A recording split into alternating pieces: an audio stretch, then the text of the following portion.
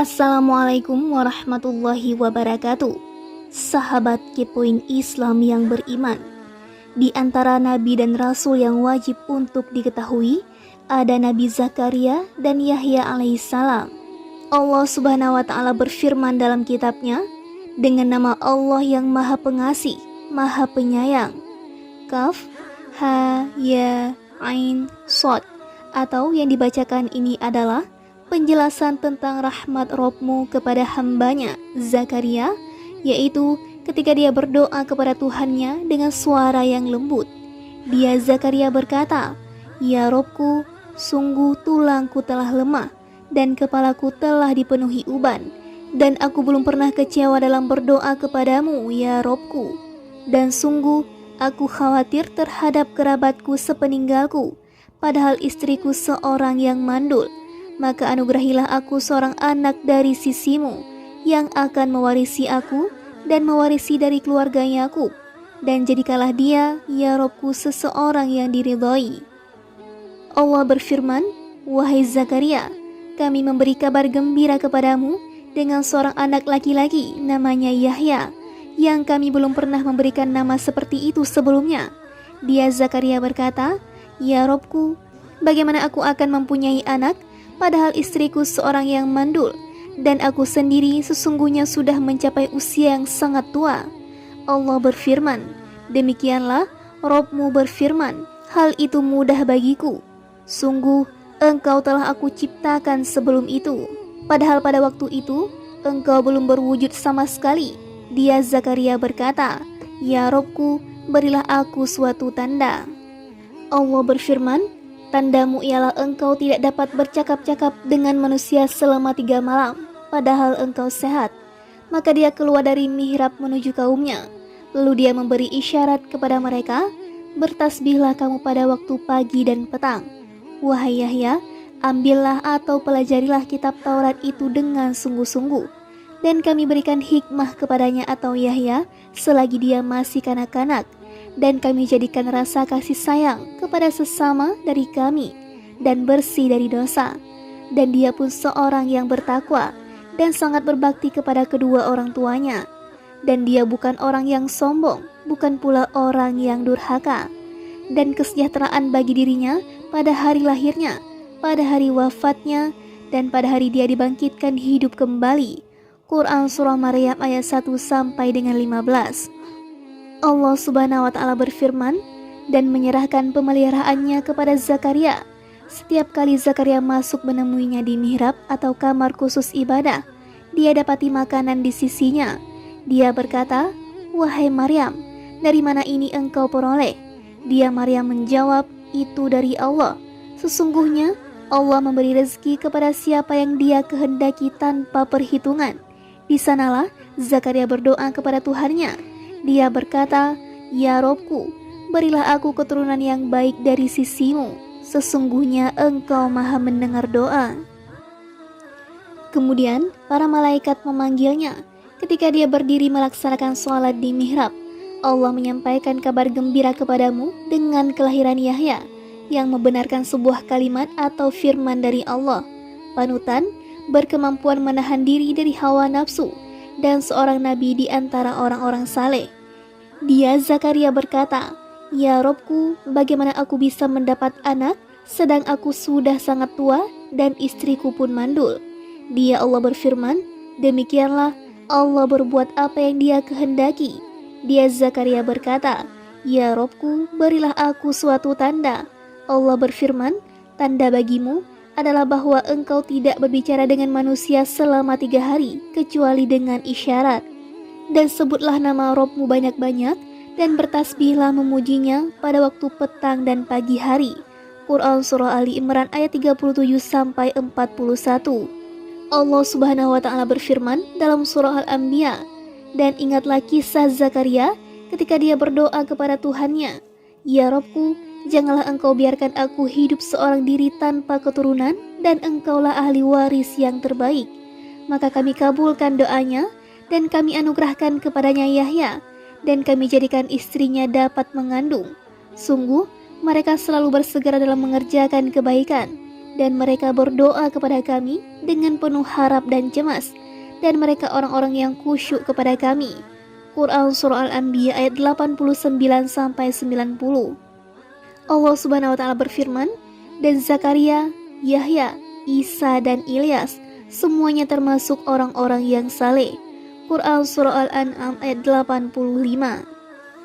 Terkait nama dan nasab Nabi Zakaria, Al-Hafiz Abu Qasim bin As-Sakir menyebutkan dalam karyanya yang familiar dan syarat informasi, At-Tarikh, Zakaria bin Barkhaya, yang lain menyebut Zakaria bin Dan, bin Ladun, bin Muslim, bin Saduk, bin Hashban, bin Daud, bin Sulaiman, bin Muslim, bin Sadiqah, bin Barkhaya, bin Balatah, bin Nahur, bin Shalum, bin Bafashat, bin Inaman, bin Rahiam, bin Sulaiman, bin Daud, Abu Yahya, Nabi Bani Israel.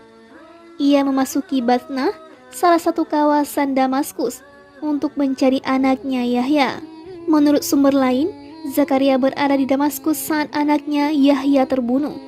Pendapat lain menyebut nasab berbeda. Ada yang menyebut Zakaria huruf belakang dipanjangkan, dan ada juga yang menyebut Zakaria tanpa memanjangkan huruf belakangnya. Intinya, Allah memerintahkan Rasulnya Muhammad SAW untuk menuturkan kisah Zakaria dan perihal yang ia alami kala Allah menganugerahkan seorang anak padanya di masa tua. Istrinya pun mandul saat masih muda. Ia pun saat itu sudah menopause, agar siapapun tidak putus asa untuk menggapai karunia dan rahmat Allah, tidak putus asa untuk meraih anugerahnya. Allah Subhanahu wa Ta'ala berfirman, yang dibacakan ini adalah penjelasan tentang rahmat Rabb-Mu kepada hambanya Zakaria, yaitu ketika dia berdoa kepada Tuhannya dengan suara yang lembut. Qatadah berkata dalam menafsirkan ayat ini, Allah mengetahui hati yang bersih mendengar suara yang lembut. Sebagian salaf mengatakan, ia bangun pada malam hari lalu berdoa kepada Rabb-Nya dengan suara lembut dan lirih agar tidak terdengar orang yang ada di dekatnya. Ya Rabb, ya Rabb, ya Rabb. Allah menjawab, aku penuhi panggilanmu, aku penuhi panggilanmu, aku penuhi panggilanmu. Ya Rabbku, sungguh tulangku telah lemah, yaitu sudah lemah karena tua, dan kepalaku telah dipenuhi uban. Majas isti'arah yang diambil dari kobaran api pada kayu. Maksudnya, uban telah mengalahkan rambut hitam, seperti yang diucapkan Ibnu Duraid dalam qasidahnya. Tidakkah kau melihat rambutku yang menampakkan warnanya?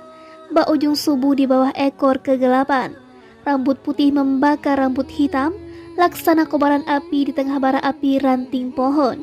Kayunya telah layu mengering, setelah sebelumnya selalu meneteskan air ke tanah. Zakaria menyebut kelemahan telah menguasai dirinya secara lahir batin. Seperti itulah yang dikatakan Zakaria, sungguh tulangku telah lemah dan kepalaku telah dipenuhi uban. Firman-Nya, dan aku belum pernah kecewa dalam berdoa kepadamu, yaitu setiap kali aku memohon kepadamu, kau selalu memperkenankan. Faktor yang mendorong Zakaria mengajukan permintaan saat ini adalah saat ia merawat Maryam binti Imran bin Mathan. Setiap kali memasuki mihrabnya, ia selalu melihat buah-buahan di luar musimnya. Ini merupakan karamah para wali. Zakaria akhirnya tahu, zat yang memberi rezeki buah-buahan yang tidak pada musimnya tentu kuasa untuk memberinya anak, meski usianya sudah uzur. Di sanalah Zakaria berdoa kepada Tuhannya. Dia berkata, ya Robku, berilah aku keturunan yang baik dari sisimu. Sesungguhnya Engkau maha mendengar doa. Quran Surah Ali Imran ayat 28. Firman-Nya, dan sungguh aku khawatir terhadap kerabatku sepeninggalku, padahal istriku seorang yang mandul. Ada yang mengatakan, mawali dalam ayat ini maksudnya kerabat. Zakaria seakan-akan mengkhawatirkan kerabatnya akan memperlakukan Bani Israel tidak seperti syariat Allah dan di luar ketaatan. Ia kemudian memohon kepada Allah agar diberi anak dari keturunannya, anak yang berbakti, bertakwa, dan diridhoi. Karena itu ia mengatakan, maka anugerahilah aku seorang anak dari sisimu, yaitu dari sisimu dengan daya dan kekuatanmu, yang akan mewarisi aku, yaitu mewarisi kenabian dan kekuasaan untuk memimpin Bani Israel, dan mewarisi dari keluarga Yakub, dan jadikanlah dia, ya Robku, seorang yang diridhai, yaitu seperti halnya ayah-ayah dan para pendahulunya dari keturunan Yakub adalah para nabi. Maka jadikanlah dia seperti mereka, muliakan dia dengan kenabian dan wahyu seperti halnya mereka. Yang dimaksud di sini bukan mewarisi harta benda seperti yang dibilang kalangan Syiah dan disetujui Ibnu Jarir. Juga disampaikan Abu Salih dari generasi salaf karena sejumlah alasan. Pertama, seperti yang telah kami sebutkan sebelumnya saat membahas firman-Nya, dan Sulaiman mewarisi Daud, Quran Surah An-Naml ayat 16, yaitu mewarisi kenabian dan kekuasaan berdasarkan hadis yang disepakati sahih oleh para ulama yang diriwayatkan dalam kitab-kitab sahih, musnad, sunan dan lainnya dari sejumlah jalur. Dari sejumlah sahabat bahwa Rasulullah SAW bersabda, kami tidak diwarisi, harta yang kami tinggalkan adalah sedekah. Hadis tersebut adalah nas bahwa Rasulullah SAW tidak diwarisi. Karena itulah Abu Bakar As-Siddiq menolak untuk membagikan barang milik Rasulullah untuk para keluarga beliau, yang andai saja nas ini tidak ada, tentu barang-barang peninggalan Rasulullah ia bagikan kepada mereka. Mereka adalah putri beliau, Fatimah, 9 istri beliau, paman beliau, Abbas. Abu Bakar As-Siddiq berhujah pada hadis ini. Selain Abu Bakar, hadis ini juga diriwayatkan Umar bin Khattab, Utsman bin Affan, Ali bin Abi Thalib, Abbas bin Abdul Muthalib, Abdurrahman bin Auf, Talha, Zubair, Abu Hurairah dan lainnya. Kedua, At-Tirmizi meriwayatkan hadis ini dengan bentuk matan yang bersifat umum, mencakup seluruh nabi. Kami, golongan para nabi, tidak diwarisi. At-Tirmizi mensahihkan hadis ini. Ketiga, dunia terlalu hina bagi para nabi untuk mereka simpan, untuk mereka perhatikan, atau mereka pikirkan hingga meminta anak-anak mereka untuk warisi sepeninggal mereka. Siapapun yang tidak mendekati tingkatan zuhud para nabi dan tidak memiliki perhatian sebatas itu, tentu meminta anaknya untuk mewarisi harta peninggalannya. Keempat, Zakaria adalah seorang tukang kayu. Ia bekerja dengan tangannya dan makan dari hasil kerjanya, seperti halnya Daud. Umumnya, para nabi tidak terlalu letih bekerja untuk mendapatkan penghasilan lebih, hingga menjadi simpanan untuk anak-anaknya.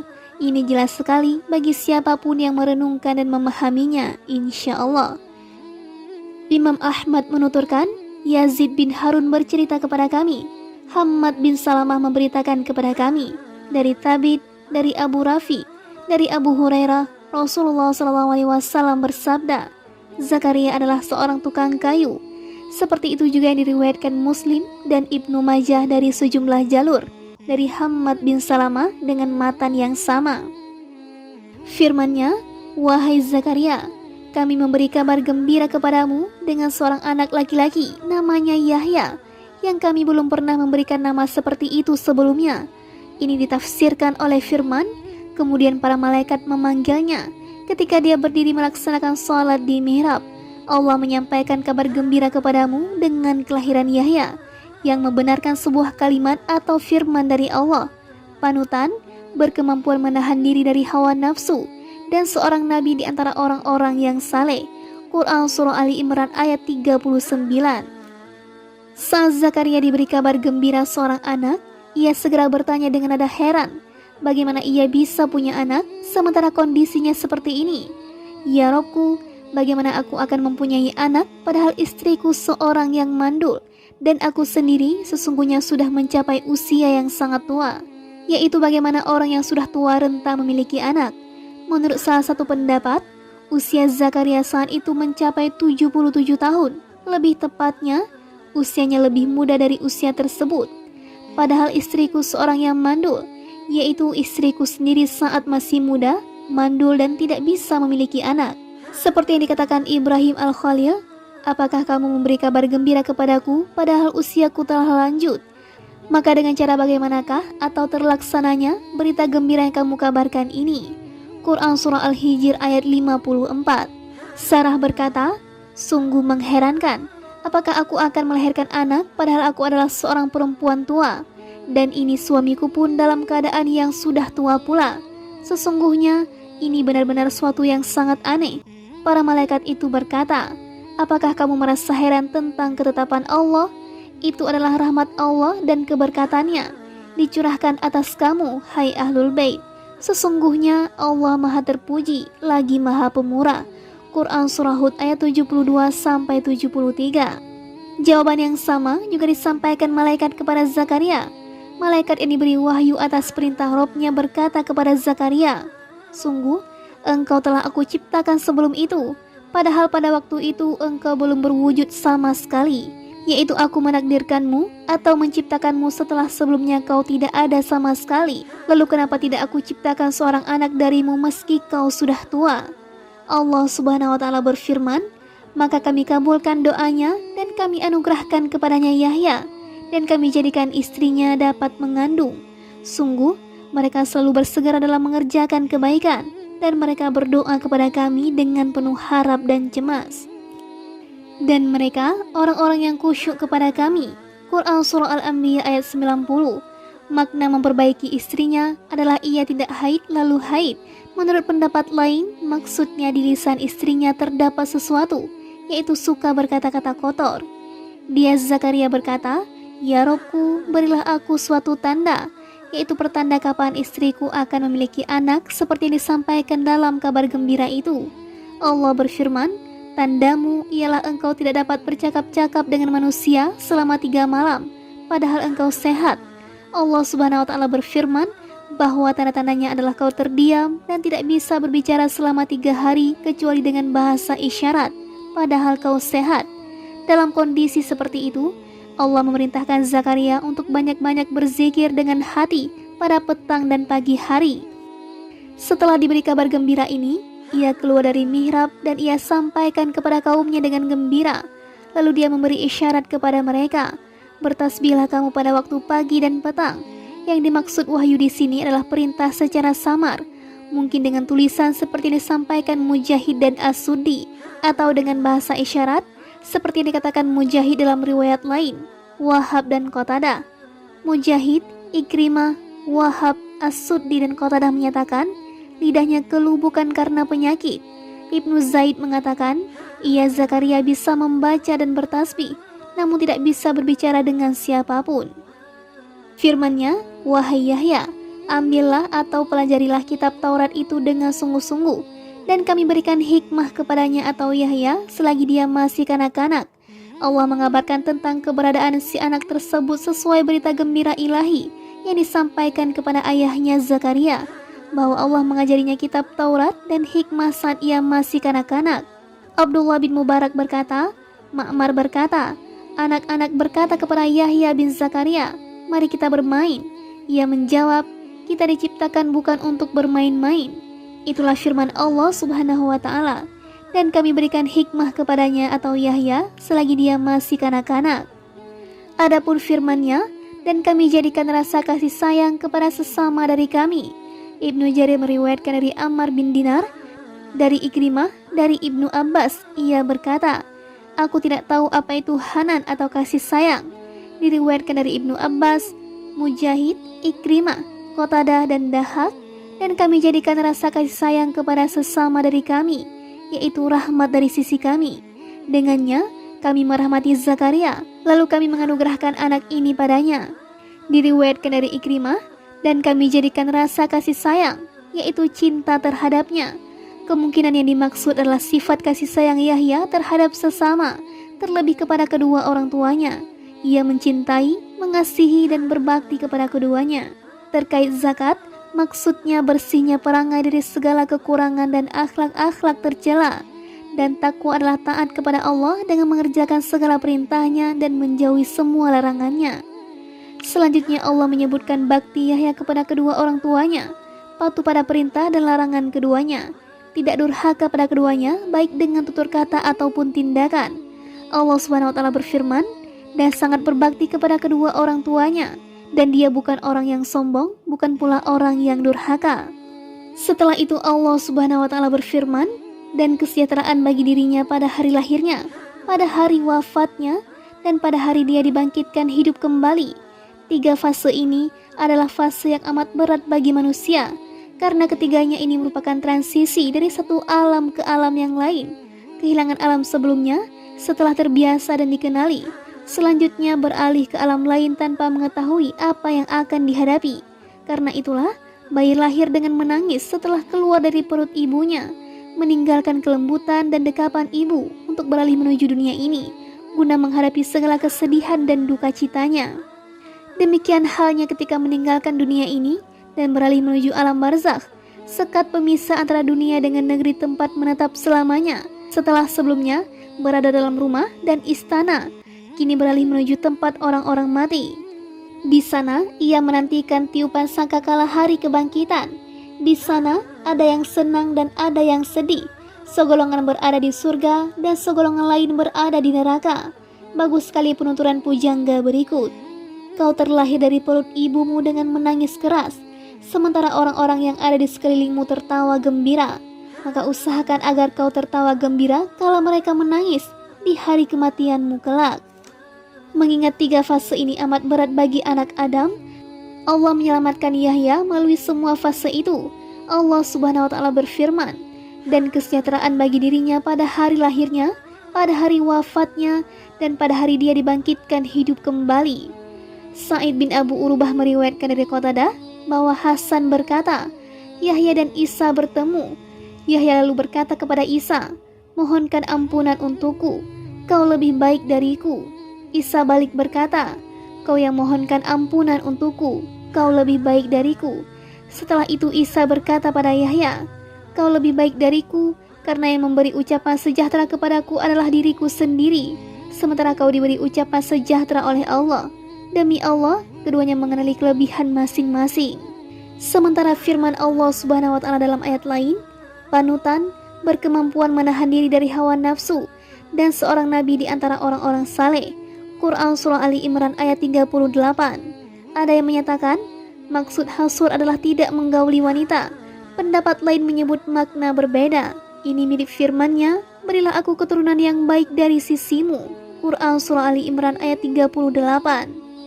Imam Ahmad menuturkan, Affan bercerita kepada kami, Hammad bercerita kepada kami, Ali bin Zaid memberitakan kepada kami, dari Yusuf bin Mihran, dari Ibnu Abbas, Rasulullah SAW bersabda, tak seorang anak Adam pun melainkan pasti berbuat salah atau berniat melakukan kesalahan kecuali Yahya bin Zakaria, dan tak patut bagi siapapun mengatakan, aku lebih baik dari Yunus bin Matta.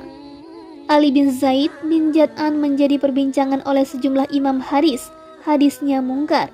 Ibnu Khuzaimah dan Daruqutni juga meriwayatkan hadis di atas dari jalur Abu Asim al-Abdani dari Ali bin Zaid bin Jad'an secara panjang lebar. Selanjutnya, Ibnu Khuzaimah mengatakan, hadis ini tidak sesuai dengan syarat kami. Ibnu Wahab menuturkan, Abu Luhai'ah bercerita kepadaku, dari Uqail, dari Ibnu Syihab, ia menuturkan, suatu ketika Rasulullah keluar menghampiri para sahabatnya, dan saat itu mereka tengah membicarakan keutamaan para nabi. Ada yang berkata, Musa diajak berbicara dengan Allah secara langsung. Yang lain mengatakan, Isa ruh ciptaan Allah dan kalimatnya. Yang lain berkata, Ibrahim kekasih Allah.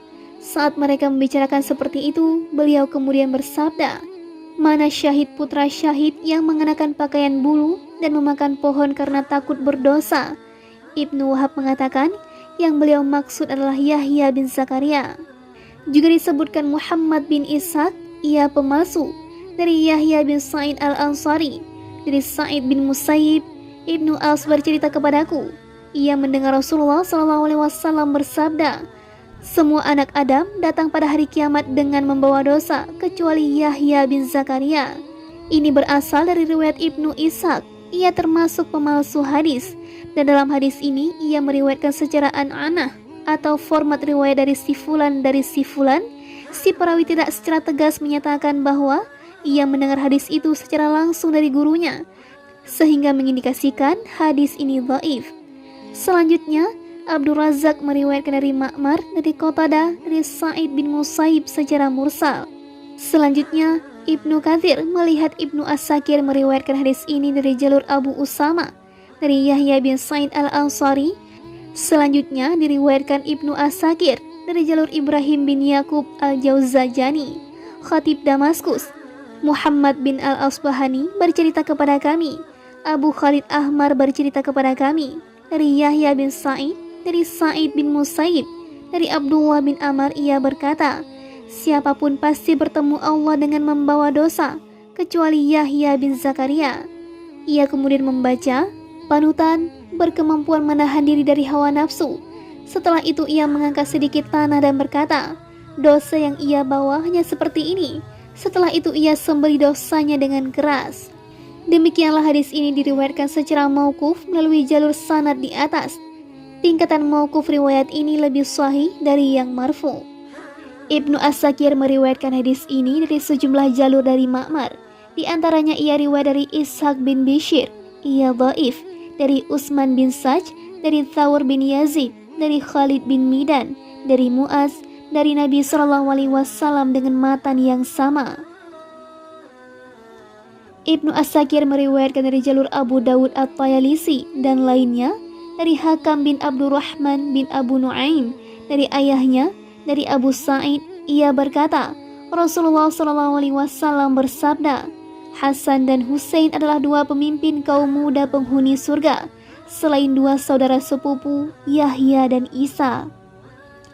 Abu Nuaim Al-Hafiz Al-Asbahani menuturkan, Ishaq bin Ahmad bercerita kepada kami, Ibrahim bin Yusuf bercerita kepada kami, Ahmad bin Abu Hawari bercerita kepada kami, aku mendengar Abu Sulaiman berkata, Isa putra Maryam dan Yahya bin Zakaria pergi jalan-jalan, lalu Yahya menubruk seorang wanita. Isa berkata padanya, wahai saudara sepupuku, kau telah melakukan suatu dosa yang menurutku kau tidak akan diampuni.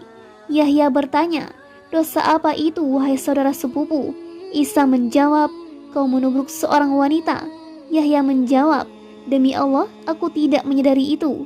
Isa berkata, subhanallah, ragamu bersamaku, lalu kemana ruhmu? Isa menjawab, tergantung di arash. Andai hatiku merasa tenang kepada Jibril, tentu aku mengira aku tidak mengenal Allah barang sekejap mata pun. Hadis ini gharib dan bersumber dari kisah Israiliyat. Israel meriwayatkan dari Abu Husain dari Kaitama, ia menuturkan, Isa putra Maryam dan Yahya bin Zakaria adalah saudara sepupu. Isa mengenakan kain wol, sementara Yahya mengenakan kain bulu. Keduanya tidak punya dinar ataupun dirham, budak lelaki ataupun budak perempuan, juga tidak punya rumah sebagai tempat berlindung. Dimanapun malam tiba, disitulah keduanya bermalam. Saat keduanya hendak berpisah, Yahya berkata, berilah aku wasiat. Isa berkata, jangan marah. Yahya berkata, yang aku bisa hanya marah. Isa berkata, jangan menyimpan harta. Yahya berkata, yang ini mungkin bisa kulakukan. Riwayat dari Wahab bin Munabbih berbeda-beda terkait apakah Zakaria meninggal dunia secara wajar ataukah mati dibunuh. Ada dua riwayat. Abdul Mun'im bin Idris bin Sinan meriwayatkan dari ayahnya, dari Wahab bin Munabbih. Ia berkata, ia Zakaria melarikan diri dari kaumnya, lalu masuk ke dalam sebuah pohon. Kaumnya datang. Mereka kemudian menggergaji pohon dan juga Zakaria. Saat gergaji mengenai tulang rusuknya, ia merintih. Lalu Allah mewahyukan kepadanya, jika kau tidak berhenti merintih, aku akan membalik bumi beserta semua manusia yang ada di atasnya. Ia berhenti merintih hingga dipotong menjadi dua. Hadis ini juga diriwayatkan secara marfu, seperti yang akan kami sebutkan berikutnya. Ishaq bin Bishir meriwayatkan dari Idris bin Sinan, dari Wahab ia mengatakan, Nabi yang bersembunyi di dalam pohon adalah Sya'ya, sementara Zakaria meninggal dunia dengan wajar. Imam Ahmad menuturkan, Affan bercerita kepada kami, Abu Khalaf Musa bin Khalaf bercerita kepada kami, ia disebut-sebut sebagai salah seorang badil. Yahya bin Abu Kathir bercerita kepada kami, dari Zaid bin Salam, dari kakeknya Mamtur, dari Haris al-Ash'ari, Nabi SAW bersabda, Allah mewahyukan 5 kalimat kepada Yahya bin Zakaria agar ia laksanakan dan ia perintahkan kepada Bani Israel untuk melaksanakannya. Kemudian seakan-akan Yahya lamban melaksanakannya.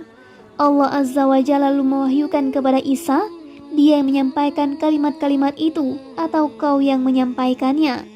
Isa kemudian datang menemui Yahya dan berkata, sungguh Allah telah memerintahkan 5 kalimat kepadamu untuk kau kerjakan, dan kau perintahkan Bani Israel untuk menunaikannya. Sampaikan kalimat-kalimat itu kepada mereka, atau aku yang menyampaikannya?" Yahya berkata, "Wahai ruh ciptaan Allah, sungguh aku khawatir jika kau mendahuluiku atau menjalankan kalimat-kalimat itu, aku akan ditenggelamkan ke bumi atau disiksa." Yahya kemudian mengumpulkan Bani Israel di Baitul Maqdis hingga masjid terisi penuh dan mereka duduk di tempat-tempat tinggi. Kemudian Yahya menyampaikan khutbah kepada mereka. Yahya berkata, "Sungguh Allah Azza wa Jalla mewahyukan 5 kalimat kepadaku dan ia perintahkan Bani Israel untuk menunaikannya. Pertama, jangan kalian menyekutukan Allah dengan sesuatu pun, karena perumpamaan orang yang menyekutukan Allah itu laksana seseorang yang membeli budak dengan uangnya sendiri, emas atau perak, lalu ia tempatkan budak itu di rumahnya. Ia kemudian berkata, 'Bekerjalah, lalu laporkan pekerjaanmu padaku.' Lalu si budak itu melaporkan pekerjaannya pada selain tuannya. Siapa di antara kalian yang merelakan budaknya seperti itu? Allah Azza wa Jalla menciptakan dan memberi kalian rezeki, maka jangan menyekutukannya dengan sesuatu pun. Jika kalian salat, jangan menoleh, karena Allah Azza wa Jalla menghadap ke wajah hambanya selama ia tidak menoleh. Ia memerintahkan kalian puasa, dan perumpamaan orang yang berpuasa itu laksana seseorang yang berada di tengah-tengah suatu golongan dengan membawa sekantong minyak kasturi. Lalu setiap kalian ingin mencium aromanya. Bau mulut orang yang berpuasa itu lebih wangi di sisi Allah dari aroma kasturi. Ia memerintahkan kalian bersedekah, dan perumpamaan orang yang bersedekah laksana seseorang yang ditawan musuh, lalu diikat hingga leher, atau mereka meletakkannya di depan untuk mereka penggal lehernya. Kemudian ia berkata, 'Maukah jika aku menebus diriku dari kalian?' Ia pun memberikan yang sedikit dan yang banyak atau seluruh harta benda yang dimiliki, hingga berhasil menembus dirinya. Ia memerintahkan kalian untuk banyak-banyak mengingatnya, dan perumpamaan orang yang mengingatnya laksana seseorang yang dikejar musuh dengan cepat, hingga ia memasuki sebuah benteng kokoh dan berlindung di dalamnya. Seperti itu juga hamba, ia tidak mampu selamat dari setan kecuali dengan mengingat Allah." Haris al-Asy'ari menambahkan, Nabi SAW bersabda, "Dan aku memerintahkan 5 hal pada kalian yang diperintahkan Allah Azza wa Jalla padaku. Tetaplah bersama jamaah, mendengar, taat, berhijrah, dan berjihad di jalan Allah. Maka siapa yang meninggalkan jamaah, meski sejengkal, ia telah melepaskan tali Islam dan iman dari lehernya, atau iman dari kepalanya, kecuali jika ia kembali. Dan siapa yang menyerukan seruan jahiliyah, ia adalah bagian dari bebatuan neraka jahanam." Dikatakan, "Wahai Rasulullah, meski dia puasa dan salat?" Beliau menjawab, "Meski dia puasa dan salat." Maka panggillah orang-orang muslim dengan nama-nama mereka, yang dengannya Allah Azza wa Jalla menyebut mereka kaum muslimin dan mukminin. Wahai hamba-hamba Allah. Seperti itu juga yang diriwayatkan Abu Ya'la dari Hutbah bin Khalid, dari Abban bin Zaid, dari Yahya bin Abu Katsir dengan matan yang sama. Juga diriwayatkan At-Tirmizi dari Abu Dawud At-Tayalisi dan Musa bin Ismail. Keduanya bersumber dari Abban bin Yazid al-Attar dengan matan yang sama. Juga diriwayatkan Ibnu Majah dari Hisham bin Amr, dari Muhammad bin Syu'ib bin Sabur, dari Muawiyah bin Salam, dari saudaranya Yazid bin Salam, dari Abu Salam, dari Haris al-Asy'ari dengan matan yang sama. Juga diriwayatkan Hakim dari jalur Marwan bin Muhammad al-Tatari, dari Muawiyah bin Salam, dari saudaranya dengan matan yang sama. Selanjutnya Hakim mengatakan, hanya Marwan al-Tatari yang meriwayatkan hadis ini dari Muawiyah bin Salam. Ibnu Katsir menyampaikan, pernyataan Hakim ini tidak benar. Juga diriwayatkan Tabrani dari Muhammad bin Abdah, dari Abu Taubah Ar-Rabi bin Nafi, dari Muawiyah bin Salam, dari Abu Salam, dari Haris al-Asy'ari. Ia kemudian menyebutkan matan yang hampir sama, tanpa meriwayatkan menyebut Zaid bin Salam, dari Abu Salam, dari Haris al-Asy'ari. Ia kemudian menyebut riwayat serupa. Selanjutnya, Al-Hafiz Ibnu Asakir meriwayatkan dari jalur Abdullah bin Abu Ja'far Ar-Razi, dari ayahnya, dari Rabi bin Anas. Ia menuturkan, disampaikan kepada kami dari para sahabat Rasulullah SAW terkait kabar yang mereka dengar dari ulama Bani Israel, bahwa Yahya bin Zakaria diutus untuk menyampaikan 5 kalimat. Ia kemudian menyebutkan matan yang hampir sama seperti di atas. Terkait kesalehan Nabi Yahya, mereka menyebutkan bahwa Yahya sering menyendiri dari keramaian. Ia lebih sering berada di tanah luas, memakan dedaunan pohon, meminum air sungai, dan sesekali makan belalang. Ia berkata pada dirinya, "Siapa gerangan yang lebih mewah darimu, wahai Yahya?" Ibnu Asakir meriwayatkan bahwa kedua ayahnya pergi mencarinya. Keduanya menemukan Yahya di dekat danau Urdun. Saat keduanya bertemu Yahya membuat keduanya menangis sejadinya kala melihat ibadah dan rasa takut Yahya kepada Allah Azza wa Jalla. Ibnu Wahab meriwayatkan dari Malika, dari Hamid bin Qais, dari Mujahid, ia berkata, makanan Yahya bin Zakaria adalah rerumputan. Ia menangis karena takut kepada Allah. Andai ada berada di kedua matanya, pasti akan meleleh. Muhammad bin Yahya Az-Zuhaili menuturkan, Lais bercerita kepada kami, Uqail bercerita kepadaku. Dari Ibnu Syihab, ia mengatakan, suatu ketika aku duduk di dekat Abu Idris Al-Khawlani yang tengah menuturkan kisah. Ia berkata, maukah aku ceritakan pada kalian tentang orang yang makanannya paling baik? Saat melihat orang-orang sudah sama melihatnya, ia mengatakan, sungguh Yahya bin Zakaria adalah orang yang paling baik makanannya. Ia hanya memakan hewan-hewan liar karena tidak mau mencampuri penghidupan orang-orang. Ibnu Mubarak meriwayatkan dari Wuhaib bin Warad, ia menuturkan, Zakaria kehilangan anaknya selama 3 hari. Ia kemudian mencari-cari anaknya di tanah luas. Ternyata ia tengah menggali kubur. Ia berdiri di atasnya dan menangisi diri sendiri. Zakaria lalu berkata, anakku, sudah 3 hari ini aku mencari-carimu. Ternyata kau berada di kuburan yang kau gali sendiri. Kau berdiri dan menangis di dalamnya. Yahya menjawab, ayah, bukankah engkau pernah berkata kepadaku bahwa di antara surga dan neraka ada padang luas yang hanya bisa dilalui dengan derayan air mata? Zakaria kemudian berkata padanya, menangislah wahai anakku. Keduanya lalu menangis. Wahab bin Munabbih dan Mujahid juga meriwayatkan riwayat serupa. Ibnu Asakir meriwayatkan dari Wahab bin Munabbih, ia berkata, sungguh penghuni surga tidak tidur karena kenikmatan yang mereka rasakan. Seperti itu juga bagi para siddiqun atau orang-orang yang benar imannya. Mereka tidak patut tidur karena adanya kenikmatan cinta kepada Allah Azza wa Jalla yang ada di dalam hati. Setelah itu ia berkata, jauh sekali perbedaan antara kedua nikmat ini. Mereka menyebutkan bahwa Yahya sering menangis hingga banyaknya derayan air mata membekas di kedua pipinya. Para ahli sejarah menyebut sejumlah sebab yang melatar belakangi pembunuhan Yahya. Di antara yang paling masyhur adalah salah seorang raja Damaskus pada saat itu ingin menikahi mahramnya atau wanita yang tidak halal untuk ia nikahi. Lalu Yahya melarangnya, hingga raja tersebut merasa jengkel padanya. Saat wanita tersebut berduaan dengan si raja untuk melakukan apa yang diinginkan si raja, wanita tersebut meminta darah Yahya. Raja mengabulkan permintaan wanita itu. Ia kemudian mengirim seseorang untuk membunuhnya.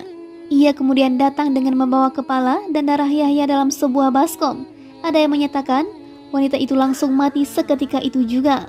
Yang lain menyebut istri raja tersebut jatuh hati pada Yahya.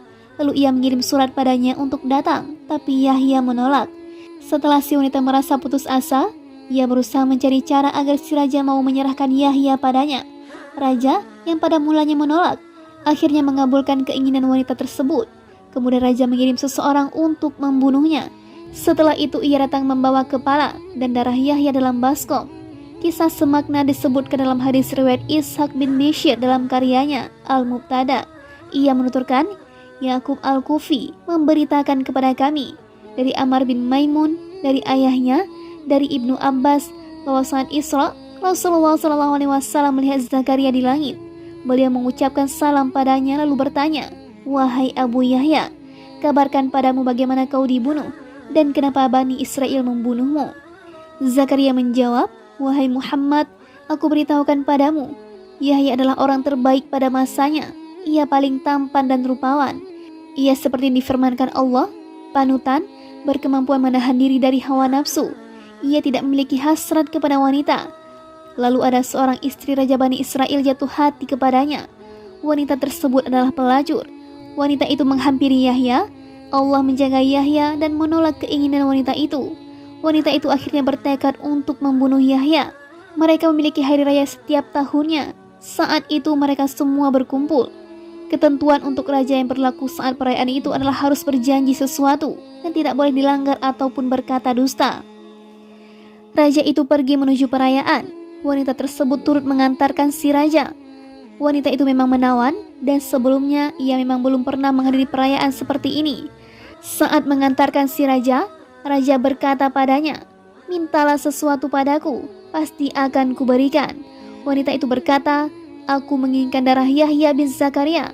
Raja itu menampik, "Mintalah yang lain." Wanita itu berkata, "Hanya itu saja." Raja berkata, "Baiklah, dia milikmu." Wanita itu kemudian mengirim algojo menuju Yahya yang saat itu berada di dalam mihrab dan tengah salat. Saat itu, aku Zakaria salat di sampingnya. Yahya lantas disembeli. Kepala dan darahnya kemudian dibawa kepada wanita itu. Rasulullah kemudian bertanya, "Sejauh mana kesabaranmu?" Zakaria menjawab, "Aku tidak menghentikan salatku." Setelah kepalanya dibawa kepada wanita itu, pada sore harinya, Allah membenamkan raja beserta seluruh keluarga dan pengawalnya ke dalam tanah. Pagi harinya, Bani Israel berkata, "Rob Zakaria marah demi Zakaria. Maka mari kita marah demi raja kita. Mari kita bunuh Zakaria." Mereka pergi untuk mencariku. Lalu seseorang datang kepadaku menyampaikan peringatan. Lalu aku melarikan diri dari mereka. Iblis berada di depan mereka, menunjukkan kemana aku lari. Saat aku merasa khawatir tidak bisa melarikan diri dari mereka, sebuah pohon menampakkan diri di hadapanku dan memanggilku. Ia berkata, "Kemarilah, kemarilah." Pohon itu membelah diri lalu aku masuk ke dalamnya. Iblis datang lalu menarik ujung surbanku. Pohon itu menyatu kembali hingga ujung surbanku berada di luar pohon. Bani Israel datang lalu iblis berkata, "Apa kalian tidak melihat Zakaria masuk ke dalam pohon ini? Lihatlah ujung surbannya ini. Ia masuk ke dalam pohon dengan sihirnya." Mereka berkata, "Kita bakar saja pohon ini." Iblis berkata, "Belah saja pohon ini dengan gergaji." Aku kemudian dipotong bersama pohon itu dengan gergaji.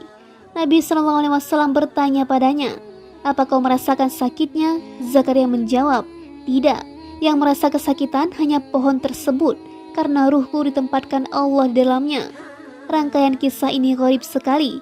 Hadis ini aneh dan mungkar jika dikatakan marfu. Isinya mungkar sekali. Hadis-hadis Isra sama sekali tidak menyebutkan tentang Zakaria selain hadis ini. Riwayat yang terjaga dalam sebagian matan-matan hadis sahih terkait hadis Isra hanya menyebutkan, "Aku melintasi dua saudara sepupu, Yahya dan Isa. Keduanya adalah sepupu." Tepat seperti pendapat jumhur, sesuai tekstual hadis di atas, karena ibunda Yahya, Aisyah binti Imran, adalah saudari Maryam binti Imran. Menurut pendapat lain, yang benar, Aisyah adalah istri Yahya.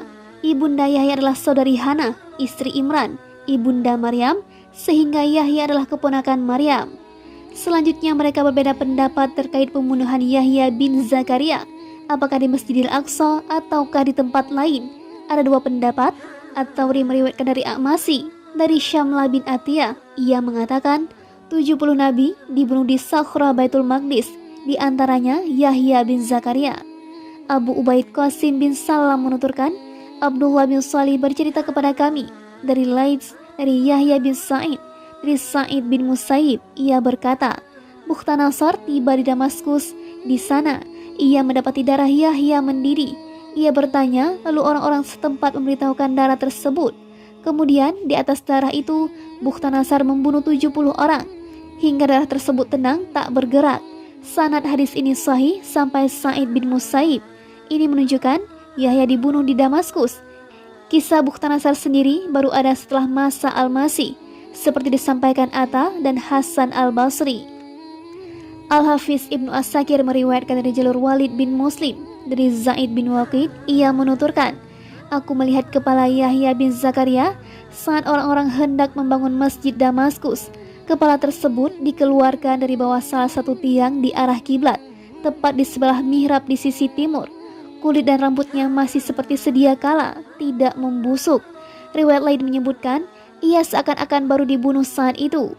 Disebutkan dalam kisah pembangunan masjid Damaskus, kepala Yahya diletakkan di bawah tiang yang dikenal sebagai tiang Sakasika.